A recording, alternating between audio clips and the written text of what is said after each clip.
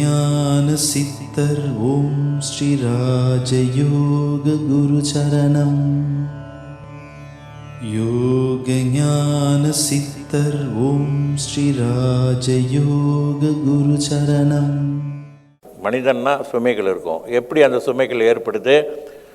நாம் பார்க்கறதுனால, காதில் கேட்கறதுனால, உணர்வு இதன் மூலமாகவும், இப்படி பல வகையில் இந்த ஐம்புலன்கள் மூலமாக நமக்கு நிறைய பதிவுகள் உண்டாக்கிட்டே இருக்குது. கடந்த கால பதிவுகள், இப்போ நிகழ்கால பதிவுகள், இந்த மாதிரி அது பதிவுகள் நல்ல பதிவுகள் இருக்குது. மனதிலே நம்ம அடி மனதிலே போயிட்டு இந்த மாதிரியான பதிவுகள் உண்டாயிடுச்சுன்னா, அதாவது வேதனை, சோகம், தோல்வி, விரக்தி, இந்த மாதிரியான விஷயங்கள் பதிவாயிடுச்சுன்னா அது எப்போவுமே அது மனதில் இருந்துக்கிட்டு அந்த மாதிரியான நிலையை உருவாக்கிக்கிட்டே இருக்கும்.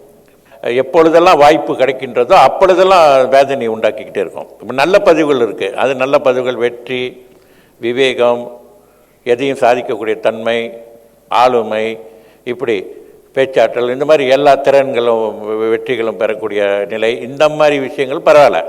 ஆனால் சோகம், கவலை, இது எப்போ வேணுமென்னாலும் ஏற்பட்டிருக்கலாம். ஒரு சின்ன வயதில் ஏற்பட்டிருக்கலாம், அக்கம் பக்கம் வீட்டாரினால் ஏற்பட்டிருக்கலாம், முன் வீட்டுக்காரர்களால் ஏற்பட்டிருக்கலாம், சொந்த பந்துக்கள்னால் ஏற்பட்டிருக்கலாம், சொந்த குடும்பத்திலே தந்தையால் ஏற்பட்டிருக்கலாம், தாயால் ஏற்பட்டிருக்கலாம், அல்ல உறவினர்களால் ஏற்பட்டிருக்கலாம். இந்த மாதிரிலாம் இருக்குது. அந்த நண்பர்களால் ஏற்பட்டிருக்கலாம். மிகப்பெரிய பதிவுகள்லாம் சிலருக்கு இருக்கும். வெளியிலையும் சொல்ல முடியாது. சொல்ல முடியாத விஷயங்கள் நிறைய இருக்கலாம்.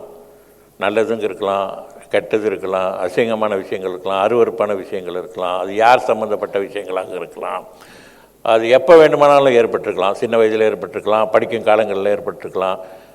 இவைகள் அனைத்துமே யோக சக்தியின் மூலமாக மிக மிக சுலபமாக எளிதிலே வெளியாக்கிடலாம் இந்த பதிவெல்லாம். யோக ஞான சித்தர் ஓம் ஸ்ரீ ராஜயோக குரு சரணம். யோக ஞான சித்தர் ஓம் ஸ்ரீ ராஜயோக குரு சரணம்.